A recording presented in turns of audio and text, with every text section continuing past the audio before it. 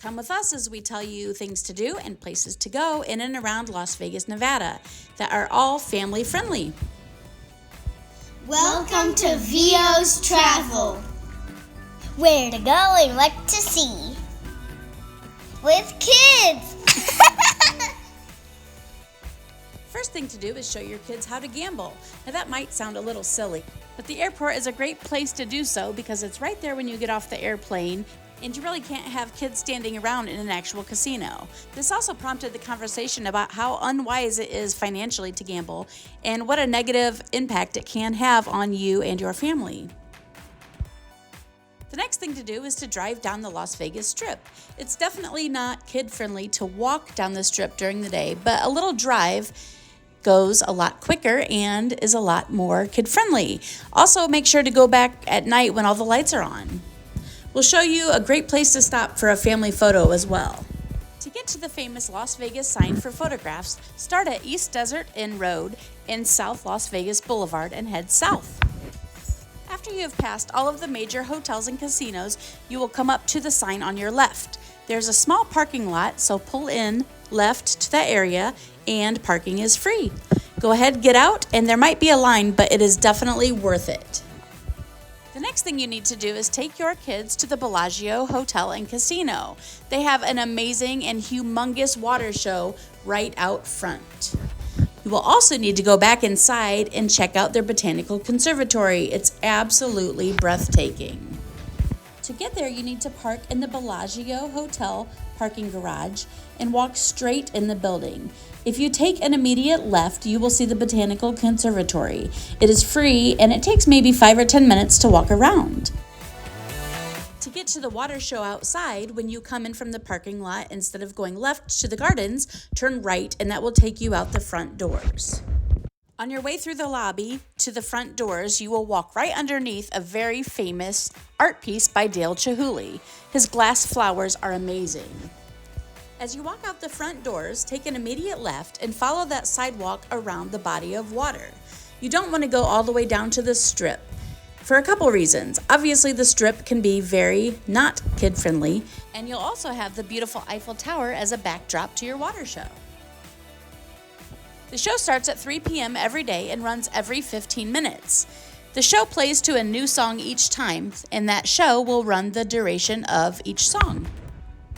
You just might run into some characters to take photographs with, but beware, they are not associated with their costume. They are just random local people that go down to the Strip, dress up, and then they demand money from you after you take a picture with them. They can be very assertive and sometimes very rude if you don't have $1 or $2, so make sure you take a little cash if you expect to take pictures. If you're looking to spend a nice chunk of change on a really nice lunch or dinner or even brunch, head across the street to Mon Ami Gabi. It's at the Paris, which is right across the street from the Bellagio, and you get a great view of the Bellagio water show if you sit outside on their patio. Their dinner menu is very similar to the lunch menu. They just have the sandwiches removed and a couple new entrees added. There is a kid menu that starts at noon and runs through dinner, and prices range from $7.50 to $8.95. Another fun thing to do with the kids is take them to M&M World and Coca-Cola World. The best place to park is called Showcase Parking, and it is just north of both of those places. M&M World has 4 floors of everything you can imagine. There are fun photo opportunities, and they sell everything from stuffed animals to t-shirts to pajamas to, of course, M&Ms. Everything that has to do with M&Ms that your heart desires will be in that store. One of the floors is an M&M sampling room. There are dozens and dozens available to sample from, all which are free. And unfortunately, my family and I went during the coronavirus pandemic and Coca-Cola World was still closed. But you need to check it out when it opens. I have heard their taste testing room is pretty epic. The next thing you should do when you're in the area is head over to the city of Henderson. You cannot tell where Las Vegas ends and Henderson begins. It's all just one huge area that takes up the valley. There's lots of things to do there, and my favorite is Lake Las Vegas. It's just north and has all kinds of things to do. It's a little community within itself. They have restaurants, resorts, They have activities on their lake, including jet skis, water skiing, and even an inflatable water park. Next on the list of things to do is hike Black Mountain at Hidden Falls Park. You go to 281 West Horizon Drive. There's a beautiful park there that leads you to quite a few different paths up the mountain. Just beware in the summer that there are rattlesnakes present, so keep an eye out. It is also right next to a CVS pharmacy, so make sure to grab a couple bottles of water. Another great hike is at the end of Horizon Ridge Parkway. You go to the end of the street and park right there. You will follow the sidewalk and go up a small hill. You will then turn right and go up a very steep hill, but the view is worth it. The walk is a little under 1 mile there and back, but that steep hill will definitely take your breath away. Another fun activity on a really hot day is go to the splash pad at Mission Hills Park. You will also find your typical playground equipment, and there's also a huge grassy field that you can run around in. But on a typical hot day, the splash pad is definitely a hit. Another place to find a small splash pad is at the District in Green Valley Ranch. It is an outdoor mall that has all kinds of stores and restaurants, but my favorite is Mead Tacos. You can sit outside or inside, but that outside seating area does have that fun splash pad I was telling you about. Next, you should head out of Henderson and into Boulder City, Nevada. It is a great, quaint little town that has a bunch of things to do, lots of antique shops, but my favorite restaurant there is the Coffee Cup. It was seen on Diners, Drive-Ins, and Dives on episode 49. It is only open for breakfast and lunch and has really great prices. Another great way to spend a really hot day is to rent a boat and go out on Lake Mead. The best place to rent from, in my opinion, is Boating Lake Mead, as they seem to have the best prices. You will need a pass for the national parks to get in, because Lake Mead is part of our national parks. On that note, the Visitor Center at Lake Mead also has a stamp for your passport book. If you're not sure about the National Parks Passport Program, check out my other video and I will explain all about it. But make sure to get your Lake Mead stamp. If scenic views are up your alley, make sure to go to Lake Mead Lookout. It is at Lakeview Point Road, and that's really all you need to put into your GPS. It's a beautiful view, and there is a wall there to keep your kiddos from tumbling over. You can't go to Boulder City, Nevada without going to the Hoover Dam, unless you go during the coronavirus like my family did. They had the road blocked off. However, a couple years ago when I went, you could drive to the dam, park in a parking garage for a small fee, and walk over to the dam. It's a beautiful place to walk around and hang out. They have a gift shop and a little visitor center as well. They also offer tours that I hear are super great.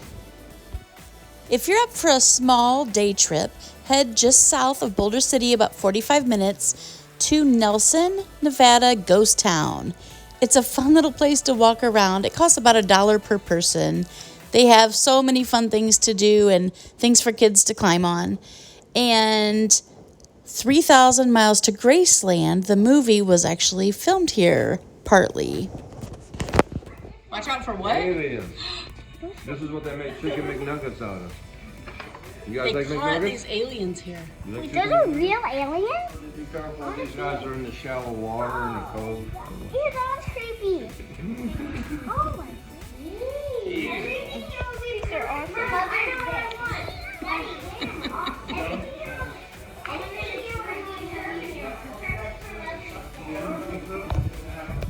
Dad, look, there's necklaces. This is the area in 3,000 Miles to Graceland where the gas station explosion scene was filmed. Another fun place to go if you're in the area is Nelson's Landing. You take State Road 165 all the way to the end and then follow the dirt road around and around until it dead ends at Nelson's Landing. You will definitely need a 4x4 vehicle for this as the terrain is very, very bumpy. There are a couple warning signs along the way. Just keep following them until you see the Colorado River. Park anywhere along the road, gather your things, and go find a cove to set up in. Make sure you bring plenty of water because there is not a town in sight. If you're more of the adventurous type, follow the path up and around one of the cliffs And around the bend, you will find 3 or 4 cliffs that you can jump off of, ranging in heights from about 7 to 40 feet tall. Hey, where are we at? Nelson's Landing. Nelson's? Landing. What are we doing here? We're gonna be swimming. Oh, ducks. Cool, yeah. And I just found a lizard, but I didn't catch it. What are the boys going to be doing? Oh, they're gonna be jumping off that cliff over there. Cool.